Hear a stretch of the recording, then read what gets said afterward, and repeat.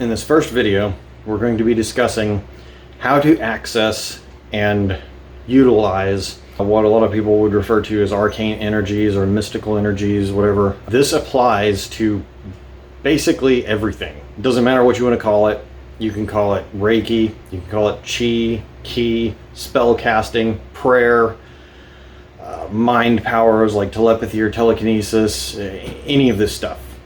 They all work exactly the same way. Principle number one, this stuff all works on belief. All right? It is a very directed force. Think of belief as a monopole. It doesn't go forwards and backwards. We only understand it that way semantically so that it kind of fits into the way we think. It only ever pushes one direction. You could think of it as similar to how people think of gravity. Gravity only pulls, while belief only pushes. This gets into where we want to first address people that have never experienced this stuff and can't seem to find any evidence of it whatsoever. The deal is, since belief is critically important to how this stuff works, if you have convinced yourself that it cannot be, then you are essentially making the situation such that you cannot experience the effects. You basically would have to be put in a situation where your belief is overridden by the magnitude of believers believing for it, which is surprisingly difficult. It's very difficult to believe in a lot of this stuff. It is what it is. Belief is critically important. Essentially, if you are a person who is a ardent materialist, atheist, so on and so forth, you're going to have a heck of a time experiencing effects from any of this stuff in a way that you will be able to acknowledge it. In no manner whatsoever suggesting that you will not be affected by any of this, because you absolutely will be. It's just that either you will interpret the situation as to a natural cause, or I should say a materialistic cause, because there's more to the naturalism, and I'll explain that in a moment. Or you will just explain it away as some mundane effect and there's nothing to it, just a random occurrence and so on and so forth. This stuff absolutely can have massive effects on you, regardless of whether or not you believe for or against it. Doesn't matter. Aspect number two, you have to make a declaration of some sort. Essentially, you're creating a directive. You have to have some sort of intent behind your declaration. This doesn't necessarily mean that it has to be a spoken language. Sign language works. And if you really want to get fully technical with it, it's just some sort of physical reaction that can be understood. Literally, it can go all the way down to synapses firing in such a way that should a person be capable of monitoring the impulses in your brain accurately in 4 dimensions, then they could understand precisely what you're thinking. So really all you need is some form of intent to direct the focus of your belief. This is really all that it is. And this is why I was saying earlier, it pertains to all of these mystical, arcane energies, whatever you want to call it. It applies to everything universally. That's why it applies to Reiki. You notice a lot of people use hand movements or hand gestures. They will have a certain idea in mind as they're doing this stuff. A practitioner friend of mine has discussed this with me, and she has pointed out that the hand gestures 100% are not necessary. And from what I understood from her explanation, it is purely the intent behind what she's doing that triggers the effect. And it's always the same. It doesn't matter if she uses the hand gestures or not. The intent is more important than anything else. I have noticed the exact same thing with using chi or ki energy. I have noticed this with spell casting. I have noticed this with mind powers, telepathy, telekinesis, that stuff. I've noticed this with prayer. For instance, a great thing with prayer, and this actually also works with spell casting. You see these people For instance, with spell casting, some magic user might be trying to read off a spell. They know the purpose of the spell, they know what the desired effect is supposed to be, but it's written in, like Latin or something like that, some old language that they haven't actually studied, so they don't really know what any of the words mean, or the grammar, or the context, or anything. They just know how to pronounce the stuff, at least vaguely how to pronounce it. So as they're reading through this, they're basically spewing gibberish, but they have an intent held in mind. So that is essentially the directive that is being given. It's not the words that they're reading, it's that intent in mind. And then the effect, whether or not it works, is essentially locked down to a point of how much belief is behind it. If they're doing this and just going through the motions, but they don't actually believe that effect is going to be real, they're just kind of hoping that maybe some magical effect might manifest, well, it's not going to work. And that is evidenced by the mass of people that have tried spellcasting, and it has been absolutely and utterly useless. Associated to that is this thing that is most common, and I probably get some heat for this, but it's not meant derogatorily. This is mostly known in Pentecostal churches, where people pray in tongues that is literally gibberish. Sorry, people, it's gibberish. You're not speaking in some special language or angelic tongue or anything like that. It's gibberish. But often get the result, or maybe I shouldn't say often, because I haven't polled hundreds of millions of people to see if the result is common or not. But sometimes you get the effect that you're praying for. Now, why?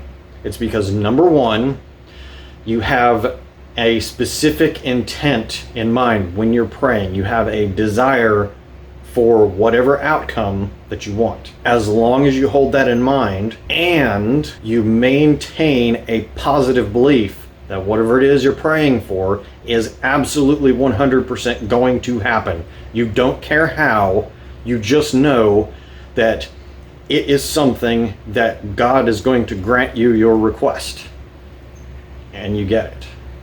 That's how prayer works, okay? And more generally, that's how all prayer and spellcasting and chi power and mind powers and reiki, all of this stuff, any of these mystical or arcane energies, it's how it all works. There is no exception. It's all this way. Doesn't matter if you like it or not, it still works this way. And if you wonder why you have been trying and failing, this is why. The next aspect of how all of this stuff is working and why it is working behind the scenes, because there actually is a system going on behind the scenes that is all of this interaction. Let me break it down this way. And this is probably going to irritate maybe half of the people that watch this, and I'm sorry, there's no way around it. This is how the system works. If you want to use any of these energies and you want to be effective at using them, at some point you are going to have to decide that, okay, I accept this. It actually is how it works. There is no way around it. Once you do that, you will start seeing more success. First of all, there is a God. It doesn't matter if you like it or not. It doesn't matter if you believe it or not. That God still exists. I'm not going to even get into which God is the real God. There is an absolute supreme authority that is a pinnacle to all of this. I'm just going to refer to it as the unchanging supreme authority. Maybe in another video, I'll maybe get into a discussion of how to identify which one is the real one. For the time being, and the purpose of this video, we're going to gloss over that part of it.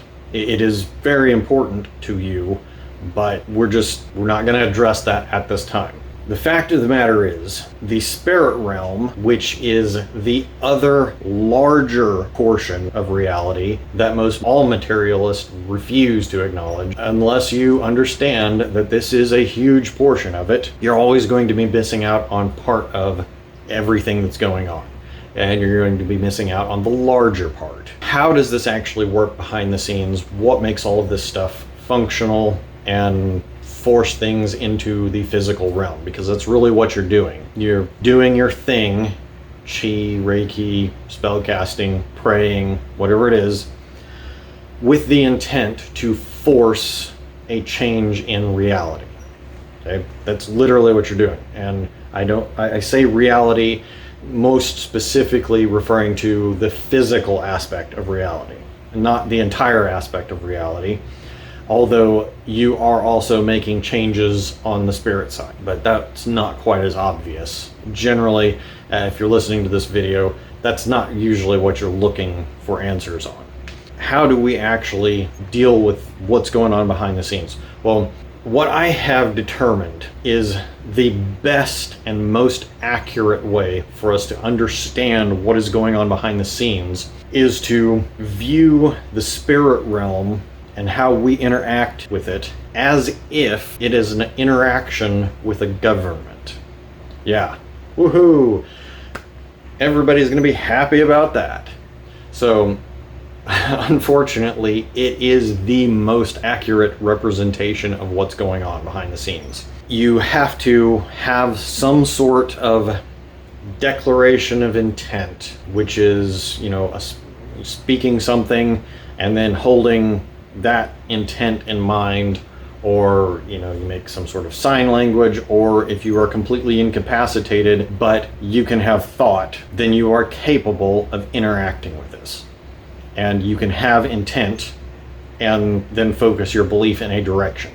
That's all it's required. You can be completely and utterly incapacitated, and as long as you are capable of thinking and having thought, you can use the power. And what's going on? Essentially, you are making your declaration, your intent. That is the equivalent of submitting a petition to the government in the spirit realm. As far as I have been able to determine, there are multiple levels, hierarchies that go up and up and up and up and up until it reaches the absolute pinnacle of authority. The authority is always the same. It never changes. It has the exact same behavior. It always has the same desires and everything, which we'll get into that a little bit later. We're going to gloss over that for the moment because I don't want to complicate this too much. It doesn't matter which system you're using. It could be Reiki, could be praying, spell casting, whatever. You are making your declaration and then you're pushing your belief behind it. That pushes the petition up through the levels of government required to get it to whatever entity it is necessary to get to grant your request. That's pretty much how the whole entire system works. There is another aspect to this though. And this is another reason why this stuff will not work, even if you absolutely 100% understand how the system works. And you have absolute 100% belief that you understand why the system works. And you are adamant about it. You know for a fact, you are absolutely unyieldingly, unquestioning that it works. But for whatever reason, you're not getting the result that you have directed. The reason has to do with your intent. If you are using the powers for very selfish purposes, it's not going to be granted all the time. I'm not saying it'll never work, because sometimes it'll be allowed to work and you will wish that it had not.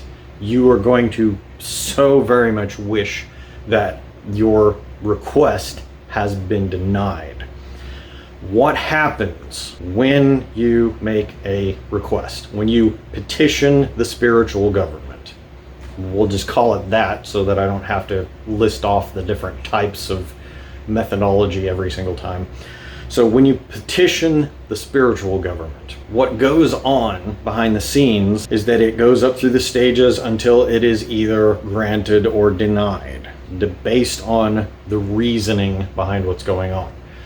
There's another complication, but we're going to gloss over that right now because I don't want to make this too complicated. Essentially, every time you make a petition, there is a notice recorded on your record as to what it is that you are requesting. So when you activate this stuff, it's all tracked. And you are either generating positive or negative karma all the time. It's going to be one or the other. So therefore, if you make petitions that are for selfish reasons, to satisfy your own desires, your own lusts, I'll put it that way, then you're going to be generating negative karma, and it will be significant negative karma. Eventually, that will trigger, and you will end up having to pay a penalty. Hopefully it triggers while you are still alive, because if it does not, and you die before your negative karma has triggered, it's the consequences are absolutely horrific. It is the worst possible situation you could ever conceive. It's worse than anything you could ever conceive. You want to avoid that.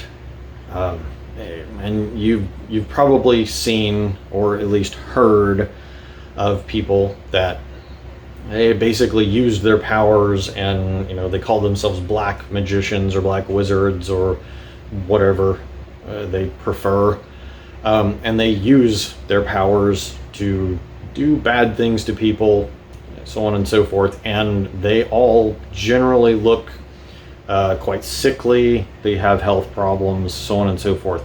They're experiencing the bad karma now. Okay, so it is a very real thing, and it's unavoidable. That's all there is to it. You cannot avoid this. So don't let the negative karma get you. The final thing I want to discuss on this is why we have these abilities. How is it that it seems like maybe some people can access it and some people can't? And I've explained the reason why some people can and some people can't, but there is another potential diversionary sort of excuse as to why maybe it doesn't work for some people, as an excuse, and I want to go ahead and just annihilate that right now. Since this is about belief primarily, I need to annihilate any things that would be potential excuses. And this occurred to me just a short bit ago. So if you're human, you can do these things. It is not special to anybody. It is not special to any particular family line. Nobody's particularly more powerful than anyone else. Any of these stories that you hear about that stuff, it's all bunk. It's purely about belief. You see these people that, oh, well, it seems like there's some proof about maybe a genetic family line being more powerful in these abilities than others, or some such thing. It's not true. What the deal is, people believe that their family line has these mystical powers and are powerful in these arcane energies.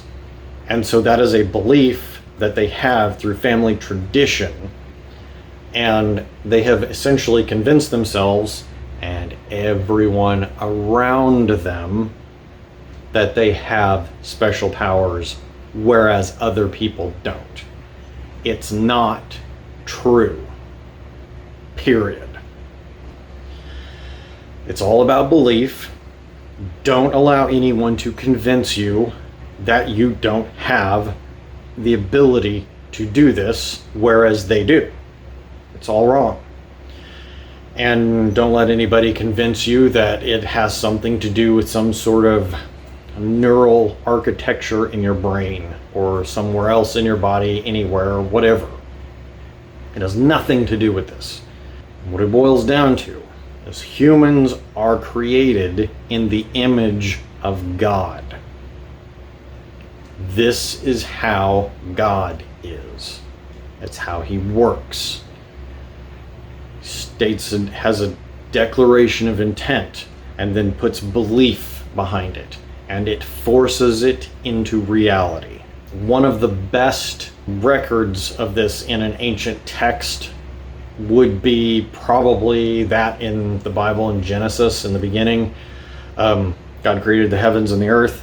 Okay, so if you read throughout the rest of the Bible, it basically records the word was spoken and then it was brought into existence. Okay, that's how the power works. You have a declaration of intent, and then you put your belief behind it, and it forces it into reality. Now, I will say sometimes that is helped along by physical actions. There are certain events that you can, do some spell casting for, or a prayer for, whatever. And if you don't take action, then you don't get the manifestation. It's because you're not actually believing it. You're basically praying for the event or casting a spell to get the effect, but you don't really believe it enough to follow that up with action, which is effectively a demonstration of your belief in the physical realm. So, and this is not the case for every single scenario. Sometimes no physical action is required to back up a request pushed by belief. Sometimes it is merely just the directive given and the belief pushing it forward, and that's all that's required.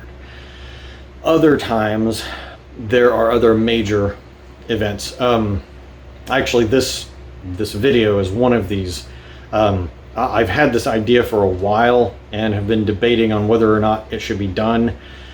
And I very strongly believe that this will help lots of people. Also mostly convinced that it's going to make a lot of people very angry and a lot of spiritual powers extremely enraged. But it is more important that people learn this stuff so that they are prepared to deal with events that will be happening in the future. I'm just going to leave it at that. The reason you can use these abilities is because you are made in the image of God. Your race, your ethnicity, your sex, none of this matters. Whether or not you're handicapped does not matter. Literally, none of this stuff matters. If you're human, you can do this. The end. That's all there is to it. You don't need any special family bloodline. You don't need any special neurological structure. None of this stuff. You don't have to speak any specific magical words. You don't have to know the special hand gestures. And that brings me to the final point of the video. Every single thing you do all throughout the day is important. If you speak negative things, it is easier to believe the negative things. It's the way this whole reality functions. The negative is easier to believe than the positive. Okay? So, one thing you need to do, and this is the reason, I know this annoys people, but I'm going to use this because it's a very good reference. Going back to some of the things that Jesus has pointed out in the Bible, you're basically, what you say is critically important, and you'll be held accountable for any idle words you speak. Okay, the reason is every single thing you do that is backed by some sort of intent has a belief component to it. You're going to be either believing for or against it, and the only way to get out of that is that you are completely and utterly unaware of whatever it is. You obviously cannot believe in something that you know nothing about. It's impossible. As soon as you find out about something, you develop a belief about it. It's going to be either for or against it. In some fashion, it might not be extreme. It might be barely off the zero, but you're going to either be believing for it or against it, one way or the other. Take your pick. If you are saying a lot of negative things and having a lot of negative thoughts, you need to start capturing those and shutting them down, because they are impacting you and they are building up negative karma. You're hurting yourself, literally. You're making your own situation worse than it already is. Don't let it build up. It is important what you say, what you speak. And if you're saying bad things about other people and believing it strongly, you're building up negative karma on yourself. Just freaking don't do it. It's gonna hurt you. It's gonna end up building up and you're gonna have the backlash. And your situation's gonna get worse. Just cut it off right now. Don't let it continue building. And that's all you need to do to start improving whatever life situation you're in right now. Just start by shutting down all of those negative statements, because that's going to be probably the hardest part, especially at first. Just terminate the negative statements. I heard this on another video recently, and it struck me as being an absolute genius move. And the lady in question in the interview had stated that it was God that was giving her this information, which, you know, not surprisingly, it was an absolutely genius bit of information to help you break the cycle. Whenever you say something negative, stop yourself and then consider the positive aspect of a situation. You know, if something bad is going on in your life and you say something about it, basically reinforcing that situation, then turn around and consider what could possibly happen if things went right, and then say that also. And then try and force your belief behind the positive event. It'll take a while, but eventually you'll get good at this. And you'll be able to shut off the negative statements and then eventually shut off the negative thoughts. It is very difficult. And it will probably take a while. The longer you've been doing it, the harder it is. But if you want your life to improve, start doing this. You will see a positive effect. It may take a while. It could take months, or it could take years, depending upon how much you have to fight through. It doesn't matter how much you have to fight through. It is worth it. Okay? It will have a positive effect, and you will be better off for it. I will wrap this video up at this point. Discussed quite a lot of detail about how it works and behind the scenes and negative consequences that you'll have to deal with. The points that you need to know for making it work: you have to have some sort of a declaration of intent. Secondly, you have to believe. If you do not believe, it will not work. You're not going to get your request. It doesn't matter what system you're using. If you try using Reiki and you think it's bunk, then you're not going to get any effects. If you try using chi energy and you think it's bunk, you're not going to get any effects. Same thing with spell casting, same thing with prayer. If you pray and you don't believe what you're praying for, you're not going to get it. Additionally, you want to avoid the major negative effects. Well, what are those major negative effects? It could be anything. There's a lot of bad things that can happen to you from negative karma. Don't let negative karma build up. Okay? Just don't use any of these abilities for evil intent.